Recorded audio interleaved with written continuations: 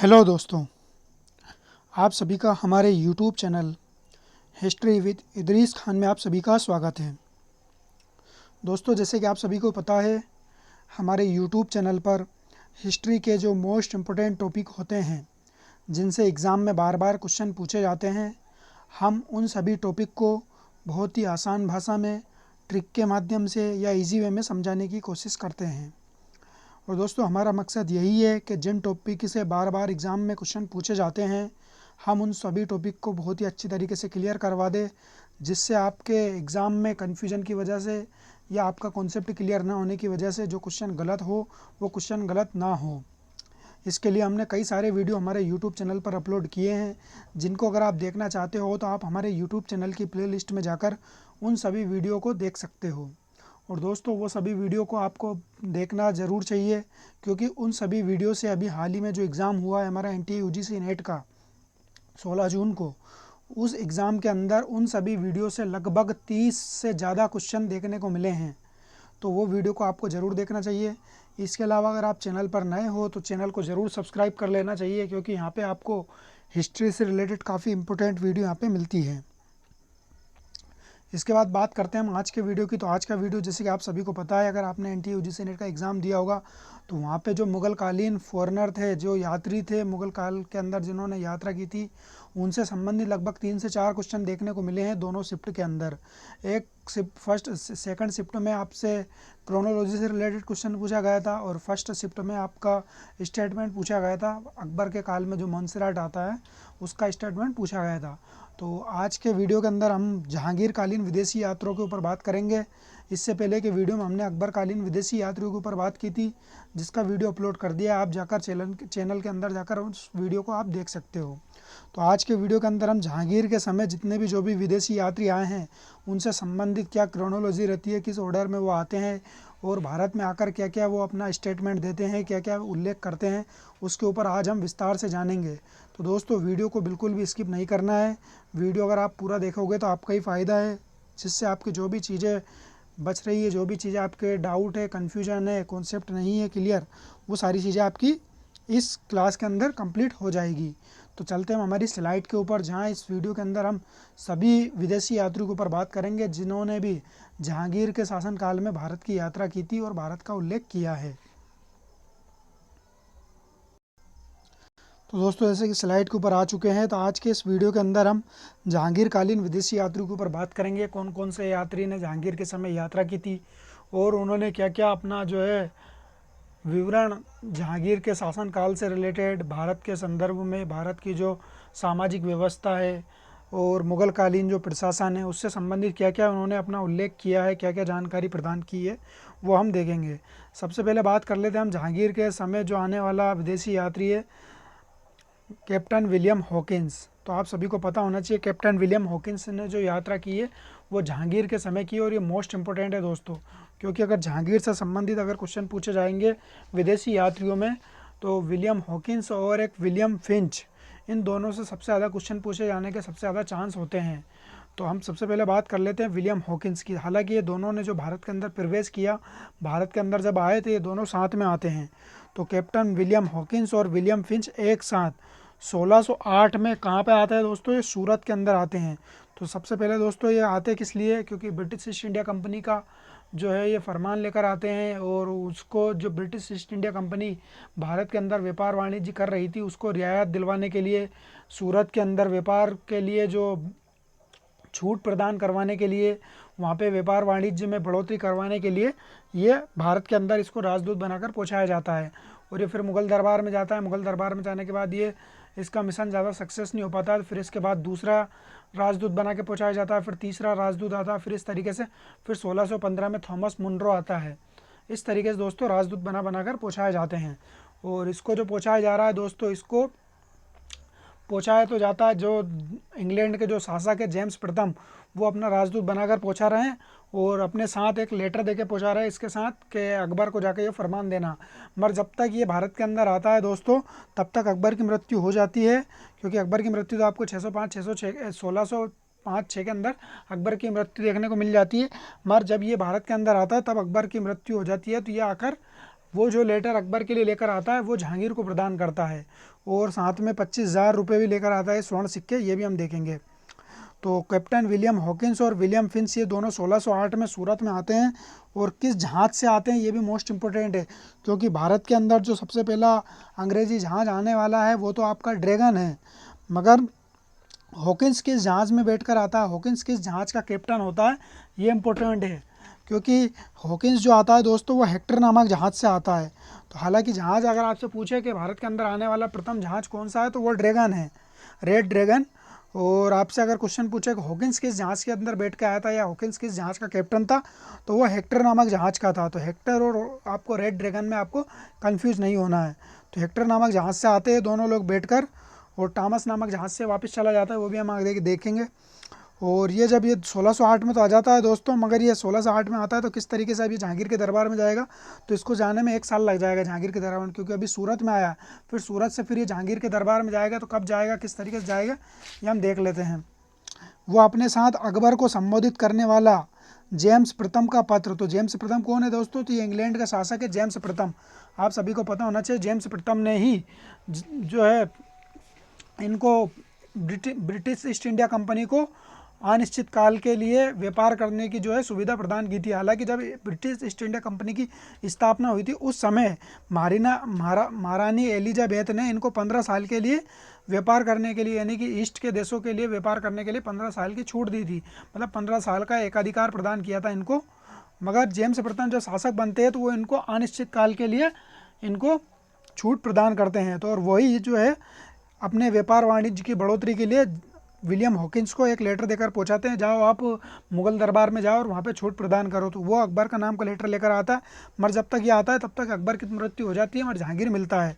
तो जहांगीर को लाकर ये एक लेटर और 25,000 स्वर्ण सिक्के साथ लाकर जहांगीर के दरबार में कब पेश होता है दोस्तों, ये मोस्ट इंपोर्टेंट डेट है, आपको यहाँ पे कंफ्यूज नहीं होना है, क्योंकि 1608 में आता है, मगर जहांगीर के दरबार में कब पहुँचता है, 16 अप्रैल 1609 को पहुँचता है, मतलब 1 साल बाद। तो आपको यहाँ पे कंफ्यूज बिल्कुल भी नहीं होना है, 1608 में आता है मगर 1609 में दोस्तों ये जहांगीर के दरबार में जाता है, क्योंकि एग्जाम के अंदर ये क्वेश्चन पूछा गया है और लोग 1608 लगा कर आ गए हैं, तो इस वजह से उनका गलत माना जाएगा। तो 1609 में ये जहांगीर के दरबार में पहुँचता है। अब जहांगीर के दरबार में जब पहुँचता है दोस्तों क्या इंपॉर्टेंट है, क्योंकि जहांगीर के दरबार में पहुंचा है, इससे पहले जितने भी अंग्रेज जैसे कि और भी अंग्रेज जो है अकबर के दरबार में आ चुके थे, मगर जहांगीर के दरबार में आने वाला प्रथम अंग्रेज यही था। तो जहांगीर के काल में मुगल दरबार में प्रवेश करने वाला प्रथम अंग्रेज जो कौन था दोस्तों, लॉर्ड विलियम हॉकिंस था। और विलियम हॉकिंस ने जो है अपना जो परिचय दिया है वो किस भाषा में दिया है, तुर्की में दिया है। तो ये तुर्की और फारसी दोनों भाषाओं का विशेषज्ञ था। तो दोस्तों जब दोनों भाषाओं का ये ज्ञाता, दोनों भाषाओं का जब एक्सपर्ट होगा तो इसको पता है कि मुगलकालीन जो राजभाषा है वो तुर्की फारसी है। मगर ये अपना जो परिचय, अपना जो इंट्रोडक्शन देता है दरबार में आकर, यानी कि शासक को, यानी कि बादशाह को इम्प्रेस करने के लिए ये अपना परिचय जो है तुर्की में देता है। तो तुर्की में परिचय देता है, ये मोस्ट इंपोर्टेंट है, आपको याद रखना है। अब ये दरबार में रहता है दोस्तों, तो दरबार में जहांगीर इससे खुश होता है, जहांगीर इससे इंप्रेस होता है, तो जहांगीर इंप्रेस होकर इसको उपाधि भी प्रदान करेगा और इसको मनसब भी प्रदान करेगा, वो भी हम देख लेते हैं क्या क्या इंपॉर्टेंट है। तो इस स्लाइड के अंदर हमने क्या देखा दोस्तों, विलियम हॉकिंस जो है 1608 के अंदर सूरत आता है और हेक्टर नामक जहाज से भारत आता है, और इसके साथ विलियम फिंच भी आता है, ये मोस्ट इंपॉर्टेंट है, आपको याद रखना है। विलियम फिंच और विलियम हॉकिंस दोनों साथ आते हैं, और साथ में क्या लेता है दोस्तों, अकबर के नाम का एक लेटर लेकर आता है जो जेम्स प्रताप देता है, 25,000 स्वर्ण सिक्के, और जहांगीर के दरबार में 1609 में पहुंचता है। और जहांगीर को मुगल दरबार में प्रवेश करने वाला प्रथम अंग्रेज है, और अपना जो परिचय देता है वो तुर्की भाषा में देता है। ये आपकी चीज़ें क्लियर हो गई होगी। अब जहांगीर के दरबार में अभी जा रहा है दोस्तों, तो जहांगीर इसको अब गिफ्ट वगैरह देगा, क्योंकि अब ये भी गिफ्ट लेके आया, तो जहांगीर का भी हक बनता है कि मैं भी इसको गिफ्ट दूँ। तो जहांगीर इसको 400 का मनसब प्रदान करता है और इसको इंग्लिश खां की उपाधि देता है। तो इंग्लिश खां की उपाधि क्यों देगा दोस्तों, क्योंकि अंग्रेज है, अंग्रेज को इंग्लिश बोला जाता है, तो इंग्लिश खां की इसे उपाधि प्रदान की जाती है। और इसके साथ ही दोस्तों इसको जो है जहांगीर अपने दरबार के अंदर, आगरा के अंदर ही रह रही एक आर्मीनियन महिला के साथ इसका विवाह करवा देता है दोस्तों, ये मोस्ट इंपॉर्टेंट है। जहांगीर जो है ये इसको 400 का मनसब प्रदान कर दिया, इंग्लिश खां की उपाधि प्रदान कर दी, और इसका ये घर भी बसा दिया। तो घर कहाँ बसाया दोस्तों, अकबर जो आगरा के अंदर एक आर्मीनियन महिला रह रही थी, उसी महिला के साथ इसको जो है विवाह करवा के इसके मतलब पूरा घर वर का पूरा इंतजाम करवा दिया इसको। अब जहांगीर के दरबार में अब ये रहने लगता है। जब जहांगीर के दरबार में रहेगा तब ये दरबार के बारे में जानकारी ये देगा। तो विलियम हॉकिंस ने दरबार एवं दरबारी कानूनों के विस्तार से वर्णन किया। मोस्ट इंपॉर्टेंट है दोस्तों, दरबार के बारे में जानकारी कौन दे रहा है? तो जो दरबार के अंदर रहेगा, यानी कि विलियम हॉकिंस दरबार के अंदर रह रहा है, दरबार की जानकारी देगा।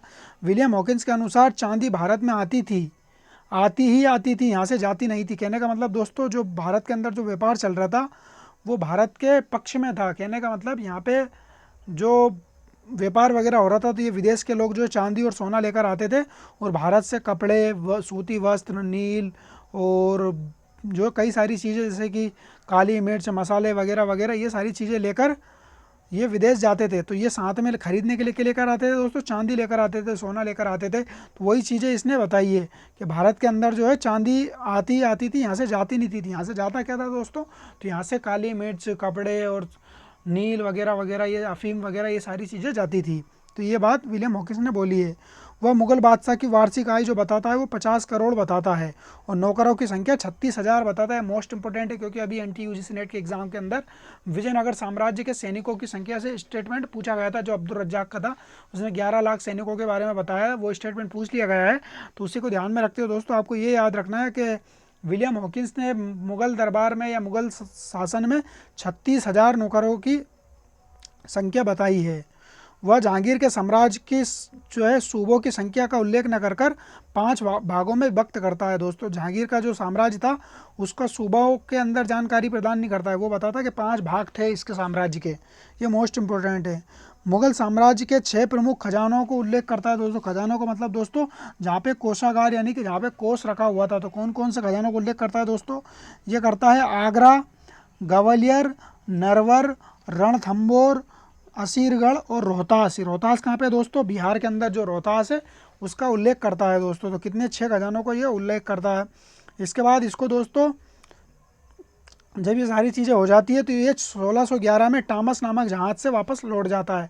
तो ये हेक्टर नामक जहाज़ से तो आता है और टॉमस नामक जहाज़ से वापस चला जाता है। तो 3 वर्ष ये रुकता है कुल मिला के, 1608 से लेकर तो 1611 तक 3 वर्ष ये रहता है, जिसमें 1609 में आपका जहांगीर के दरबार में जाता है। ये सारी चीज़ें आपकी क्लियर हो गई होगी दोस्तों। तो क्या क्या देखा हमने इसके अंदर? जहांगीर हॉकिंस के जब जहांगीर के दरबार में जाता है 400 का मनसबदार, इंग्लिश खां की उपाधि प्रदान की जाती है और दरबार के बारे में जानकारी देता है और चांदी के बारे में बताता है कि भारत के अंदर चांदी आती है मगर जाती नहीं है। मुगल बादशाह की वार्षिक आय 50 करोड़ और 36,000 नौकरों की संख्या बताता है और जहांगीर के सूबों की संख्या के बताकर 5 भागों में बताता है और 6 खजानों के बारे में जानकारी देता है और टॉमस नामक जहाज से 1611 में यह वापिस चला जाता है। तो ये चीज़ें आपकी समझ में आ गई होगी अच्छी तरीके से दोस्तों। मुझे नहीं लगता अब आपका इससे रिलेटेड कोई भी डाउट, कोई भी कन्फ्यूजन बचा हुआ होगा। इसके बाद दोस्तों हम दूसरे यात्री की बात कर लेते हैं। ये तो आपको देखने को मिल रहा है दोस्तों, ये एक सैंपल है जिस जहाज़ से ये आया था। हेक्टर नामक जहाज़ का ये सैंपल दे रखा है, तो इसी जहाज़ का ये कैप्टन बनकर आया था। ये आप देख सकते हैं, आप विलियम फिंच की फ़ोटो लगी हुई दोस्तों। ये विलियम फिंच और विलियम हॉकिंस दोनों साथ साथ आए थे 1608 में हेक्टर नामक जहाज़ में बैठकर।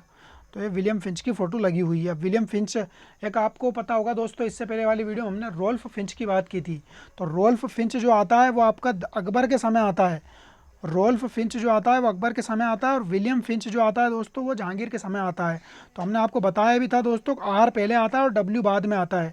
तो आर पहले आएगा तो आर किसके दरबार में आएगा? अकबर के दरबार में। डब्ल्यू वाला बाद में आएगा तो डब्ल्यू कब आ रहा है? जहांगीर के दरबार में आ रहा है। तो दोस्तों इस तरीके से आपको याद रखना है, विलियम फिंच जो है बाद में आ रहा है। अब देख लेते हैं दोस्तों विलियम फिंच के बारे में क्या जानकारी है। विलियम फिंच जो है दोस्तों ये 1608 में विलियम हॉकिंस के साथ ही भारत आता है और इसके समय क्या इंपॉर्टेंट है दोस्तों, ये अनारकली आप सभी को पता होना चाहिए। सलीम और अनारकली के बारे में तो काफ़ी ज़्यादा फेमस चीज़ें आप सभी को पता ही होगा। वैसे ये सारी चीज़ें तो काफ़ी ज़्यादा इंसानों को पता रहती है। तो अनारकली की जो दंत कथा है, अनारकली की जो कथा है, जैसे किस तरीका का क्या इन दोनों के बीच में रिलेशन था और क्या क्या इसके बारे में उल्लेख किया है। हालांकि एक टेरी नाम का भी एक जो यात्री आएगा वो भी इसके बारे में उल्लेख करेगा। तो टेरी और विलियम फिंच दोनों अनारकली की दंत कथा का उल्लेख करते हैं और ये मकबरे पे पहुंच जाता है दोस्तों। तो मकबरा कहाँ है अनारकली का जो मकबरा है कहाँ पे है, ये आपको कमेंट्स करके बताना है दोस्तों। मोस्ट इंपॉर्टेंट है, अनारकली का मकबरा, जहांगीर का मकबरा, नूरजहां का मकबरा, ये तीनों मकबरे एक ही शहर के अंदर है और कहाँ पे आपको कमेंट्स करके बताना है दोस्तों। मोस्ट इंपॉर्टेंट है ये। तो ये लाहौर के बारे में जानकारी क्या प्रदान करता है दोस्तों, लाहौर को पूर्व का सबसे बड़ा शहर, लाहौर को जो है पूर्व का सबसे बड़ा शहर, बुलंद दरवाज़ा को विश्व का सबसे ऊंचा दरवाज़ा और भव्य दरवाज़ा बताता है, और जामा मस्जिद को पूर्व की सबसे बड़ी और सबसे श्रेष्ठ मस्जिद बताता है। तो दोस्तों पूर्व का क्यों बता रहा है ये, क्योंकि भारत जो है ये पूर्वी देश है और ये यूरोप से आ रहे हैं, यूरोप यानी कि इंग्लैंड वगैरह यहाँ से आ रहे हैं। तो इंग्लैंड जो है पश्चिमी देश है और पश्चिम से जब पूर्व की तरफ आएंगे दोस्तों तो ये भारत को पूर्वी देश बताते हैं। तो पूर्व का सबसे, लाहौर को पूर्व का सबसे बड़ा शहर बताया, बुलंद दरवाज़ा को सबसे ऊंचा और भव्य दरवाज़ा बताया, और जामा मस्जिद को पूर्व की सर्वश्रेष्ठ मस्जिद बताई। तो ये मोस्ट इंपॉर्टेंट है दोस्तों, क्योंकि रोल्फ फिंच जो आता है, रोल्फ फिंच ने आपको आगरा और फतेहपुर सीकरी के बारे में जानकारी प्रदान की है, मगर विलियम फिंच जो जानकारी प्रदान करता है ये लाहौर के बारे में जानकारी प्रदान करता है। ये आपको कन्फ्यूज़ नहीं होना है, रोल्फ फिंच आगरा के और फतेहपुर सीकरी के बारे में जानकारी देता है और विलियम फिंच आपका लाहौर के बारे में जानकारी देता है, यहाँ पे कंफ्यूज नहीं होना है बिल्कुल भी। और मंगलवार को खूनी दिवस बताता है दोस्तों, मोस्ट इंपॉर्टेंट है, किस दिवस को खूनी दिवस बताता है, तो मंगलवार को खूनी दिवस बताता है, क्योंकि इस दिन सजा वगैरह दी जाती थी और खून काफ़ी ज़्यादा बहाया जाता था, इस वजह से इसको खूनी दिवस बताया गया है। ग्वालियर, रणथंभौर, रोहतास में बंदी गृह यानी कि राजकीय बंदी गृह का उल्लेख करता है दोस्तों। तो यहाँ पे मतलब जो है से उसको मुजरिमों को रखा जाता था ग्वालियर के अंदर, रणथंभौर के अंदर और रोहतास के अंदर। यहाँ पे मतलब ये दुर्ग बनाए गए थे, उन दुर्गों के अंदर बड़ी बड़ी जेलें बनाई गई थी। इन जेलों के बारे में जो जानकारी देता है वो विलियम फिंच देता है। इसके बाद और क्या इंपॉर्टेंट है दोस्तों विलियम फिंच के बारे में, विलियम फिंच के बारे में और देखें दोस्तों तो विलियम फिंच के अनुसार हिंदू मुस्लिम सभी अकबर को संत मानते थे। ये मोस्ट इंपॉर्टेंट लाइन है दोस्तों, हिंदू मुस्लिम सभी अकबर को संत मानते थे और उसके मकबरे की पूजन करते थे दोस्तों, ये मोस्ट इंपॉर्टेंट है। तो हिंदू और मुस्लिम दो सभी जो है अकबर के मकबरे की पूजा करते थे और उसे संत मानते थे। तो ये मोस्ट इंपॉर्टेंट जानकारी जो किसने दी है, ये विलियम फिंच ने दी है। इसके अलावा दोस्तों ये जहांगीर के बारे में भी बताता है कि जहांगीर जो है दरबार के अंदर बैठकर पीता था, पीने का मतलब दोस्तों ये शराब का सेवन करता था जहांगीर, इसके बारे में बताया है। वो जहांगीर जो है दरबार के अंदर बैठकर नियमित पीता था, ये स्टेटमेंट भी विलियम फिंच ने दिया है।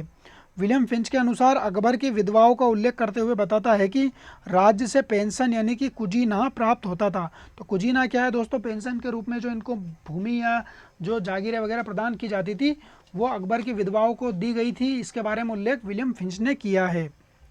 इसके बाद दोस्तों इसकी जो पुस्तक है इसके बारे में देख लेते हैं। इसकी जो पुस्तक है इसको लार्ज जनरल इसकी पुस्तक कहा जाता है, मतलब लार्ज जनरल के अंदर ये सारी चीज़ें इसने बताई है। ये मोस्ट इंपॉर्टेंट है, आपको याद रखना है दोस्तों। तो हमने क्या देखा दोस्तों विलियम फिंच के बारे में, ये 1608 में विलियम हॉकिंस के साथ भारत आता है, अनारकली के बारे में जानकारी प्रदान करता है, उसकी दंतकथा के बारे में और उसके मकबरे पे जाता है। तो मकबरा कहाँ है ये आपको कमेंट्स करके बताना है। लाहौर के बारे में बताता है दोस्तों, पूर्व का सबसे बड़ा शहर। बुलंद दरवाजे के बारे में कहता है, बुलंद दरवाजा कहाँ है दोस्तों, फतेहपुर सीकरी। तो ये फतेहपुर सीकरी भी आता है, हालांकि मतलब फतेहपुर सीकरी नाम से जो उल्लेख करता है वो आपका रोल्फ फिंच है। तो बुलंद दरवाजे को सबसे ऊंचा और भव्य दरवाज़ा बताया और जामा मस्जिद जो है दोस्तों इसको श्रेष्ठ मस्जिद बताई है। मंगलवार को खूनी दिवस बताया और ग्वालियर, रणथंभौर, रोहतास दुर्ग का बंदी गृह का इसने उल्लेख किया है। और क्या बताया दोस्तों इसने, विलियम फिंच के अनुसार मुस्लिम जो है अकबर को संत मानते थे और उसकी दरगाह पर पूजन करते थे। उसके मकबरे पे, मकबरा कहाँ है दोस्तों, अकबर का सिकंदरा के अंदर है दोस्तों अकबर का मकबरा, तो वहाँ पे जो है लोग पूजन करते थे। और विलियम फिंच के अनुसार अकबर की विधवाओं को जो है वेतन भत्ता जो मिलता था दोस्तों, पेंशन, उसके बारे में बताया और लार्ज जनरल इसकी पुस्तक है। तो ये चीज़ें आपकी क्लियर हो गई होगी। अब इसके बाद हम बात कर लेते हैं दोस्तों कैप्टन निकोलस डाउनटन की। ये मोस्ट इंपॉर्टेंट है दोस्तों, कैप्टन निकोलस डाउनटन। हालांकि इससे पहले दोस्तों एक दो अधिकारियों भी, दो जो है यात्री भी आते हैं। एक 1612 में आता है, 1612 में दूसरा अंग्रेज राजदूत। तो पहला अंग्रेज राजदूत कौन था दोस्तों, विलियम हॉकिंस था। उसके बाद दूसरा अंग्रेज राजदूत जो आएगा दोस्तों पाल कैनिंग के नाम से आएगा, पाल कैनिंग। आप सभी को पता होने से लॉर्ड कैनिंग भी आया था, तो पाल कैनिंग के नाम से एक दूसरा राजदूत आता है और वो राजदूत भी फिर वहाँ से चला जाता है, मतलब ये इसका भी जो है मिशन सक्सेसफुल नहीं होता है। फिर उसके बाद दोस्तों 1615 में तीसरा राजदूत आता है, उसका नाम होता है विलियम एडवर्ड। और विलियम एडवर्ड जो है दोस्तों राजा जेम्स का पत्र लेकर दरबार में उपस्थित होता है, ये इंपॉर्टेंट है। ये तीसरा भी हो जाता है दोस्तों। फिर इसके बाद थॉमस मुनरो आएगा, वो हम देखेंगे, थॉमस रो आएगा, वो हम देखेंगे दोस्तों। तो आप बात कर लेते हैं हम कैप्टन निकोलस डाउनटन की। तो कैप्टन निकोलस डाउनटन के बारे में क्या इंपॉर्टेंट है दोस्तों, ये भी 1615 के अंदर आता है और जेम्स प्रथम का ये राजदूत के रूप में और पत्र लेकर साथ में आता है। मतलब राजदूत तो नहीं रहता है दोस्तों, ये पत्र लेकर गुजरात में उतरता है। बट जैसे ये गुजरात के अंदर उतरता है तो इसका झगड़ा हो जाता है दोस्तों, किससे, मुकर्रब खां से झगड़ा हो जाता है और ये आगरा नहीं जा पाता है और दोनों के बीच में युद्ध हो जाता है। और युद्ध होने में दोस्तों कैप्टन निकोलस डाउनटन जीत जाता है और युद्ध जीतने के पश्चात दोस्तों ये ईस्ट इंडीज़ चला जाता है। तो ईस्ट इंडीज़ कहाँ है दोस्तों, जो ये हमारे दक्षिण पूर्वी एशिया की जो देश है, मलाया वगैरह, यहाँ पे ये चला जाता है। तो ये मोस्ट इंपॉर्टेंट है दोस्तों, आपको याद रखना है। इसके बाद निकोलस विथिंगटन आता है, निकोलस विथिंगटन। तो निकोलस डाउनटन और निकोलस विथिंगटन, ये दोनों में आपको कंफ्यूज नहीं होना है।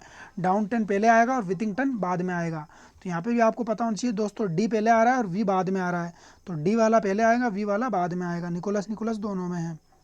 तो निकोलस विथिंगटन के बारे में क्या इंपॉर्टेंट है दोस्तों, ये 1614 में आगरा के अंदर आता है और क्या जानकारी देता है दोस्तों, ये अहमदाबाद के बारे में जानकारी देता है कि इसके अनुसार अहमदाबाद का आकार तो लंदन के समान है, लेकिन अजमेर बहुत बड़ा शहर था और इस जैसा बड़ा शहर मैंने पहले कभी नहीं देखा। तो ये किस किस शहर की बात करता है दोस्तों, एक तो अहमदाबाद की बात करता है और दूसरा ये अजमेर की बात करता है और इन दोनों की तुलना दोस्तों लंदन से करता है। तो अहमदाबाद का जो आकार बताया दोस्तों, ये लंदन के समान बताया है। तो उस समय का जो लंदन था वो अहमदाबाद के समान था। मतलब मैंने लास्ट वीडियो के अंदर भी बताया था दोस्तों कि मध्यकाल के अंदर जो यूरोपी का जो क्षेत्र था, यूरोप वाला, उसके अंदर शहरीकरण कमी से देखने को मिल रहा था। उसके समय दोस्तों भारत के अंदर जो शहरीकरण था वो काफ़ी उन्नत अवस्था में था। तो इसी वजह से यूरोप के शहरों की तुलना भारतीय शहरों के साथ की जाती थी और भारत के शहरों को उनसे भी ज़्यादा विकसित अवस्था में, विकसित और काफ़ी ज़्यादा उनसे बड़ा बताया जाता था। तो ये कारण था दोस्तों इसका। तो अहमदाबाद जो था दोस्तों लंदन के बराबर था, आप समझ सकते हो उस समय। और क्या जानकारी दी इसने, सती प्रथा की प्रशंसा की है दोस्तों। किस तरीके से प्रशंसा की है, तो वह चिता के कष्ट को इतनी सहनशीलता से जलती कि उसकी प्रशंसा करनी पड़ती है। मतलब चिता के ऊपर इतनी सहनशीलता के साथ जाकर बैठ जाती थी महिलाएं और वहाँ से जो उनको दर्द वगैरह ये चीज़ें होती थी वो बिल्कुल सहन कर लेती थी, बिल्कुल भी आवाज़ नहीं निकालती थी। तो इस वजह से इसकी जो है इसने प्रशंसा की है। ये मोस्ट इंपॉर्टेंट है, आपको याद रखना है दोस्तों। तो निकोलस विथिंगटन के बारे में क्या देखा हमने दोस्तों, 1614 में आगरा आता है और अहमदाबाद को जो है लंदन से बड़ा बताता है और अजमेर को बहुत बड़ा शहर बताता है। इस जैसा बड़ा शहर उसने नहीं देखा। वो सती प्रथा की ये प्रशंसा करता है।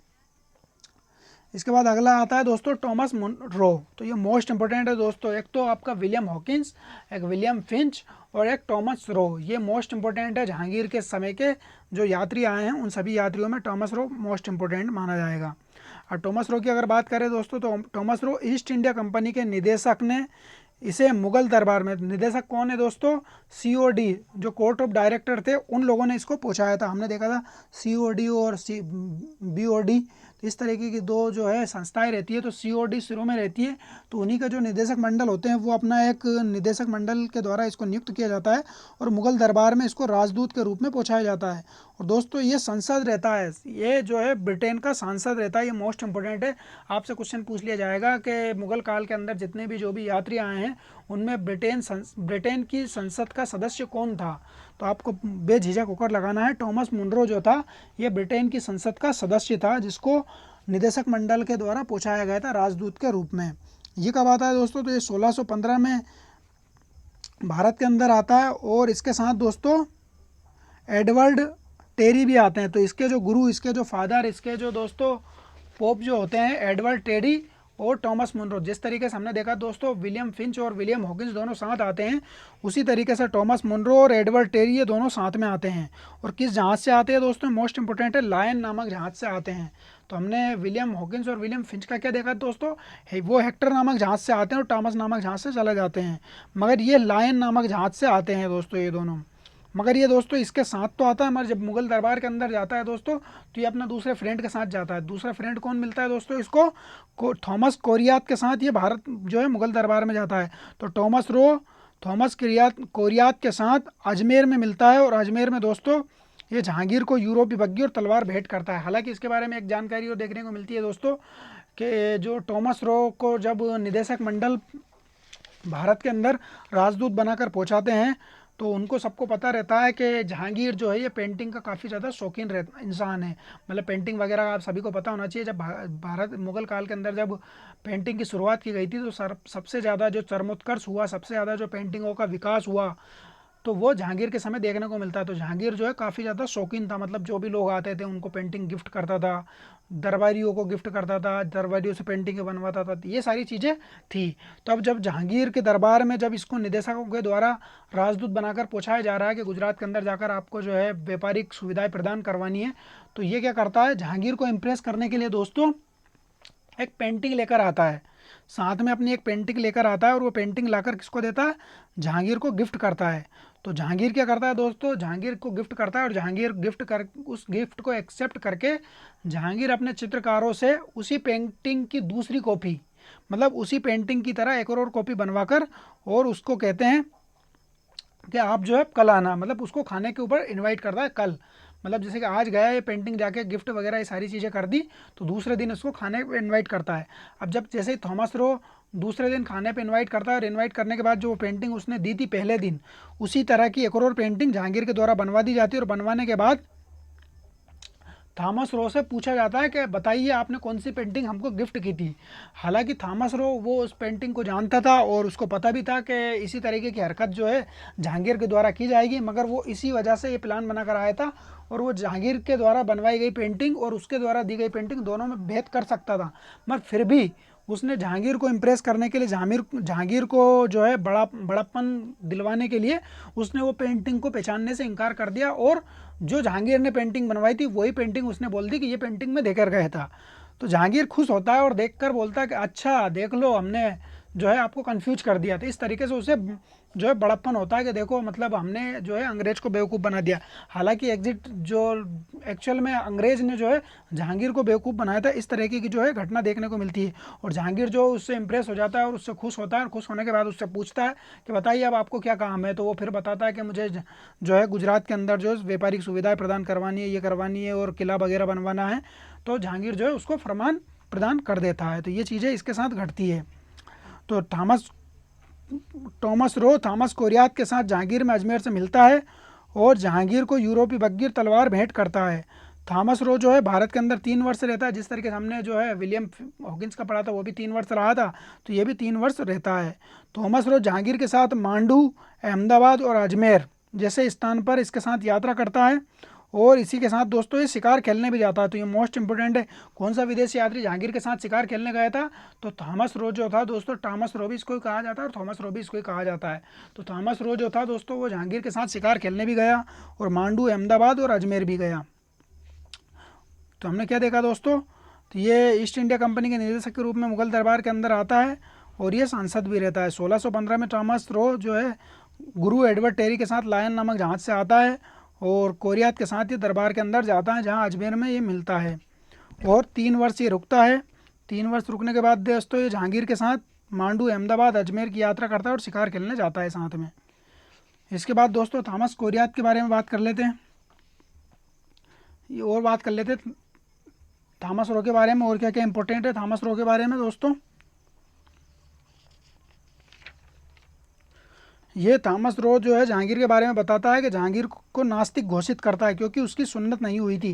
तो दोस्तों एक खतना परंपरा होती है, तो वो खतना परंपरा जो है जहांगीर की नहीं हुई थी, इस वजह से इसको जो है नास्तिक बताता है। और हालांकि इसका जो झुकाव था दोस्तों जहांगीर का, वो ईसाई धर्म के खिलाफ मतलब ईसाई धर्म के लिए काफ़ी ज़्यादा जो है वो लिबरल था, और काफ़ी ज़्यादा उससे प्रभावित था, इस वजह से इसको जो है नास्तिक घोषित किया गया था। और अपने एक पुत्र की भी जो है इसने, जहांगीर ने ईसाई धर्म की शिक्षा दीक्षा जो है ग्रहण करवाई थी, इस वजह से दोस्तों इसको नास्तिक घोषित किया जाता है। और नूर, और क्या बताता है दोस्तों जहांगीर के दरबार में, नूर जहाँ, खुर्रम, खुर्रम कौन है दोस्तों, शाहजहाँ, आसफ का कौन है, नूर जहाँ का भाई, और एतमाद उद्दौला, तो एतमाद उद्दौला के बेटा है, और बेटी कौन कौन है, आसफ का और नूर जहाँ, और खुर्रम इनका दामाद है दोस्तों आसफ खां का।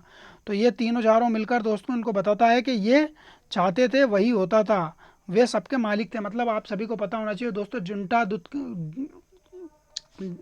उसके बारे में आपने देखा होगा दोस्तों, जनता गुट के बारे में। तो जनता गुट जो था वो यही थे, ये चारों लोगों के जो है जनता गुट बना रखा था इन्होंने।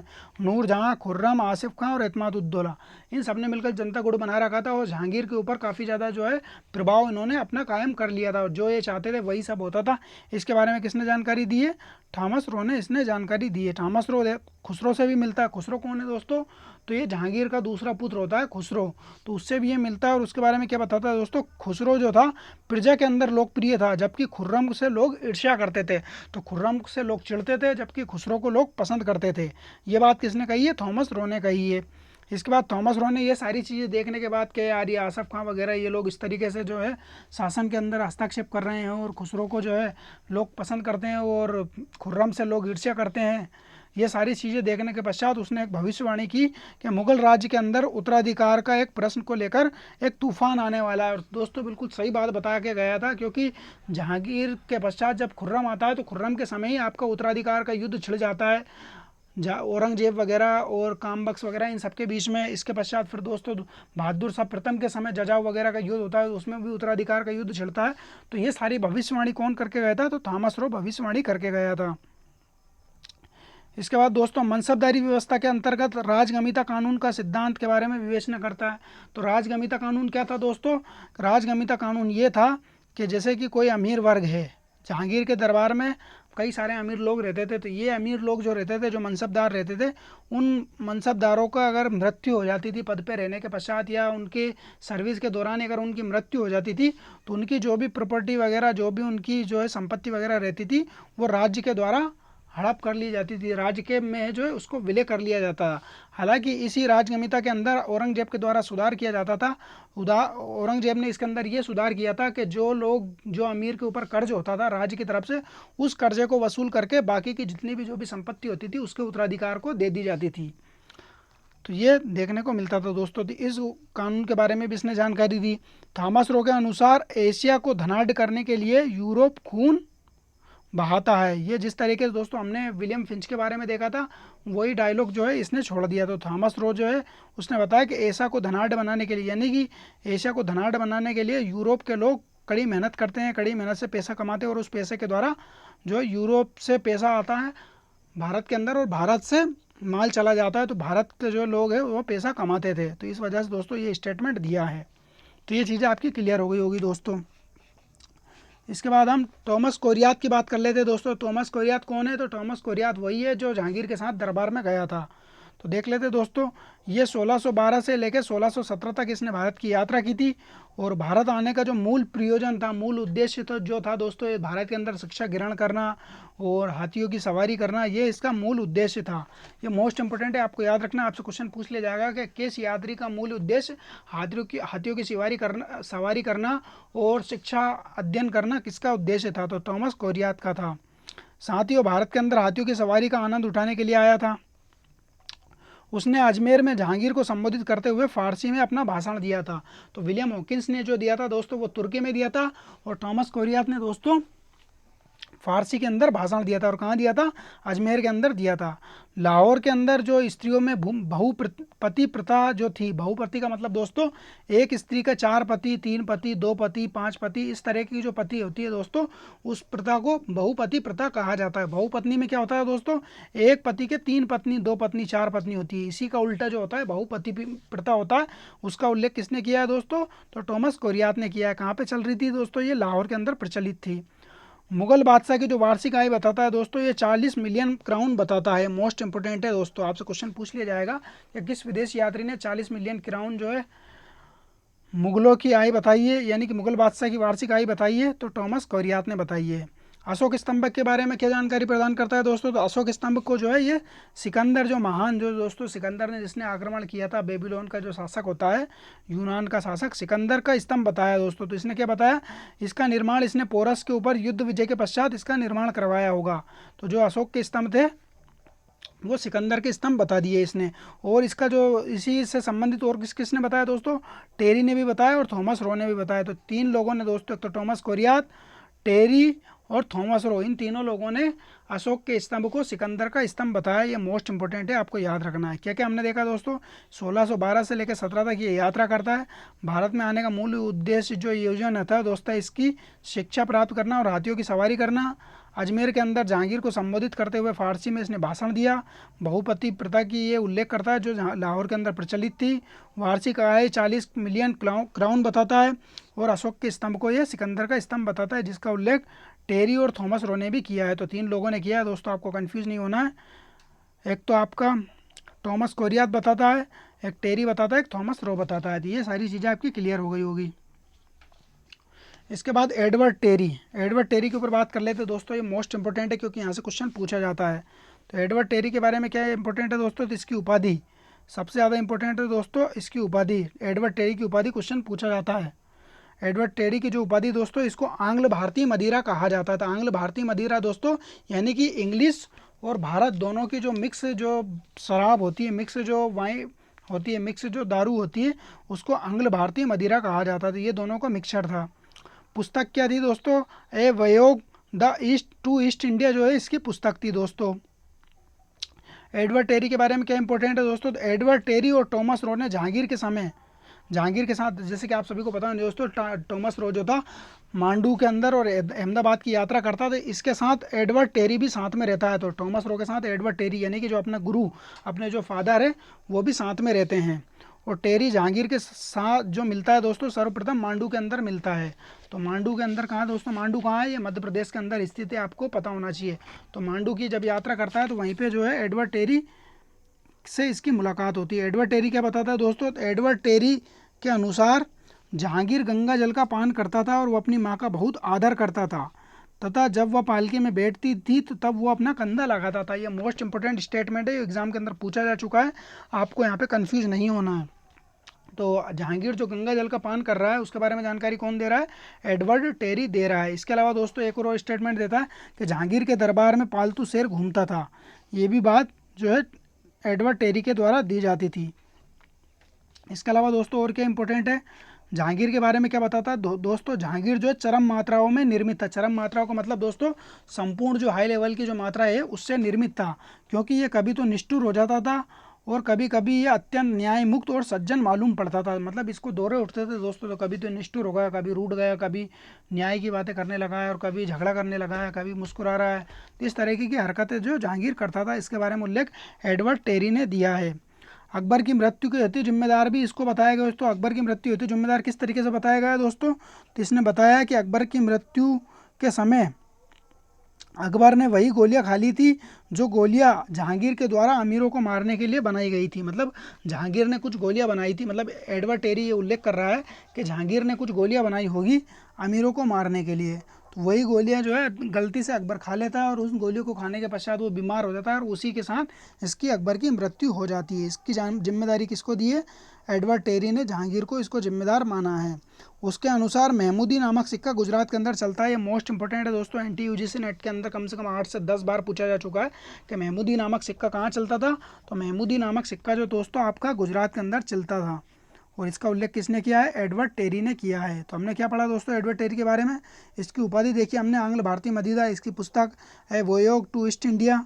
एडवर्ड टेरी और थॉमस रो जो है मांडू और अहमदाबाद के साथ यात्रा करते हैं और मांडू में ये मिलता है जहांगीर से और गंगा जल का पान करता है, माँ का बहुत आदर करता है। ये बात जो है एडवर्ड टेरी ने कही है और जहांगीर को जो है नेक्स्ट लेवल का आदमी बताया, क्योंकि ये तो कभी तो निष्ठुर हो जाता था और कभी न्याय के लिए जो सज्जन व्यक्ति बन जाता था।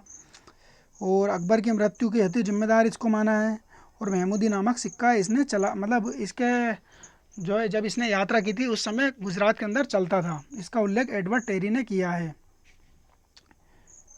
अब बात कर लेते हैं दोस्तों फ्रांसिस्को पेलसार्ट। तो मोस्ट इंपॉर्टेंट है दोस्तों, फ्रांसिस्को पेलसार्ट से क्वेश्चन पूछा जाता है क्योंकि इन्होंने बयाना के अंदर नील उत्पादन के बारे में जानकारी दी, वही सबसे ज़्यादा इंपॉर्टेंट माना जाता है।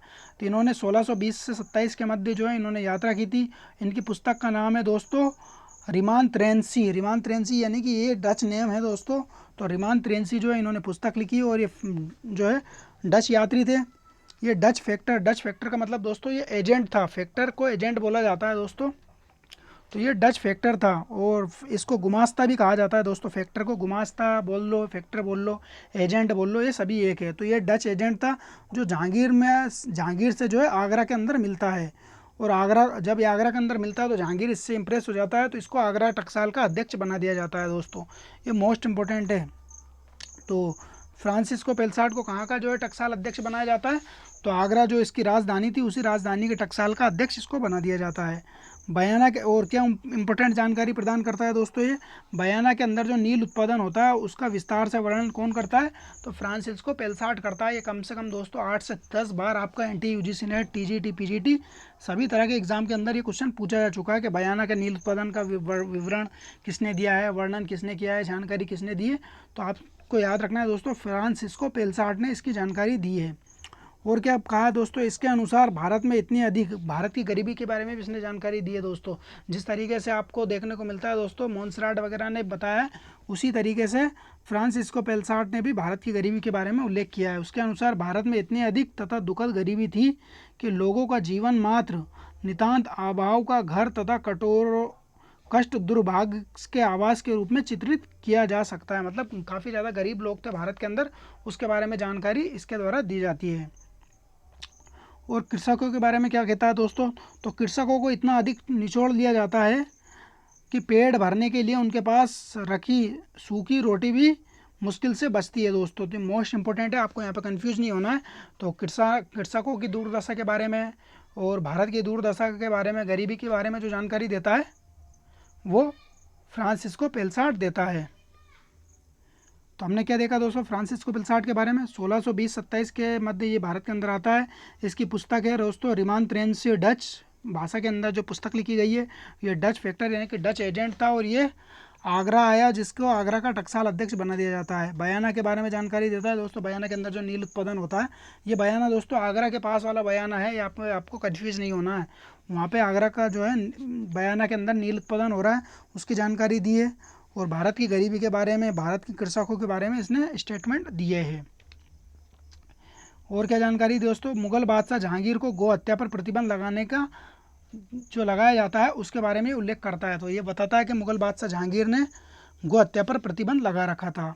प्रत्येक प्रांत के अंदर कचहरी, कचहरी का मतलब दोस्तों न्यायालय के बारे में बात बोली है। तो प्रत्येक प्रांत के अंदर न्यायालय हो, इसके जो है उल्लेख किसने किया है, फ्रांसिस्को पेलसाट ने कहा है। तो ये चीज़ें आपकी क्लियर हो गई होगी।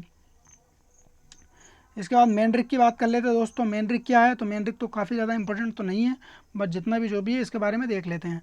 तो ये गंगा के मैदान में उर्वरता का उल्लेख करता है दोस्तों। उर्वरता का मतलब क्या दोस्तों, जो प्रोडक्शन पावर जो होती है दोस्तों, जिससे मतलब उर्वरक शक्ति, जिससे फसल वगैरह जो उत्पादन होता है उसको उर्वरक कहा जाता है दोस्तों।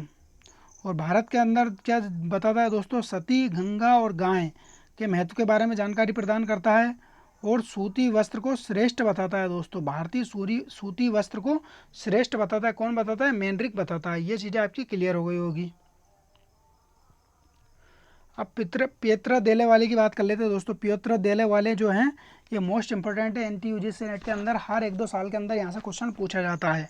तो ये भी जहांगीर के दरबार में आए हैं, और ये इटली के निवासी थे दोस्तों। इटली से यात्रा करते करते ये जहांगीर के दरबार में पहुंच जाते हैं। तो किस तरीके से आते हैं दोस्तों, जब ये आते हैं यात्रा करने के लिए निकलते हैं दोस्तों, तो बगदाद के समय इनकी आसीरियाई ईसाई महिला से इनको प्रेम हो जाता है। अब जब प्रेम हो जाता है दोस्तों, तो अब ये भी अकेले वो भी अकेली, तो ये जो है विवाह कर लेते हैं। और विवाह करने के पश्चात दोस्तों कुछ दिनों के पश्चात ही इस जो अपनी जो प्रेमिका है उसका जो है उसका नाम रहता है दोस्तों मारूशिया।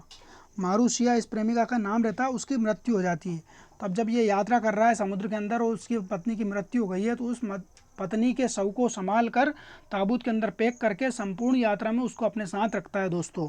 ये मोस्ट इम्पोर्टेंट है। अपने प्रेम को अमृतत्व जो है प्रदान करवाने के लिए ये अपनी पत्नी को ताबूत में रखकर और साथ चलता है। और क्या क्या जानकारी प्रदान करता है दोस्तों, ये सूरत के चुंगी घर के बारे में जानकारी प्रदान करता है। खंबात के अंदर पशु पक्षियों के अस्पताल का उल्लेख करता है। पशु पक्षियों से संबंधित क्वेश्चन 2021 के अंदर पूछा जा चुका है। और ग्रामीण शिक्षा के बारे में जानकारी प्रदान करता है दोस्तों। तो किस किस के बारे में जानकारी प्रदान की है इसने, चुंगी घर के बारे में सूरत के अंदर, खंबात में पशु पक्षियों के बारे में, और ग्रामीण शिक्षा के बारे में जानकारी प्रदान की है। और दक्षिण भारत के 3 शासकों को रेगुली कहा कहा है इसने। रेगुली क्यों कहा है, अब ये उसका इंटेंशन वो ही जाने। तो ये चीज़ें आपकी क्लियर हो गई होगी दोस्तों। तो पिएत्रो देले वाले के बारे में क्या देखा आपने, ये इटली का यात्री था। अपनी यात्रा के दौरान बगदाद की जो है असीरियाई महिला से इसको प्रेम हो जाता है और वहीं पे ये अपना जो है विवाह कर लेता है। और विवाह करने के कुछ दिन के पश्चात इसकी मृत्यु हो जाती है और मृत्यु के पश्चात उसको ताबूत में रखकर अपनी संपूर्ण यात्रा में अपने साथ रखता है। सूरत के चुंगी घर के बारे में जानकारी प्रदान करता है। खंबात में लोग पशु पक्षियों के अस्पताल का उल्लेख करता है और ग्रामीण शिक्षा के बारे में जानकारी प्रदान करता है। और दक्षिण भारत के अंदर जो है 3 शासकों को ये रेगुली कहता है। इसके बाद महमूद बल्की की बात कर लेते हैं दोस्तों। तो महमूद बल्की के बारे में क्या है, ये मोस्ट इंपॉर्टेंट है। ये भी जहांगीर के दरबार मतलब जहांगीर के दरबार में तो नहीं आता है दोस्तों, मगर जहांगीर का जो शासनकाल रहता है उसी के समय ये भारत की यात्रा करता है। इसकी पुस्तक है दोस्तों बहारुल असरार, ये मोस्ट इंपॉर्टेंट है, आपको याद रखना है। महमूद बल्की की पुस्तक का नाम है बहारुल असरार।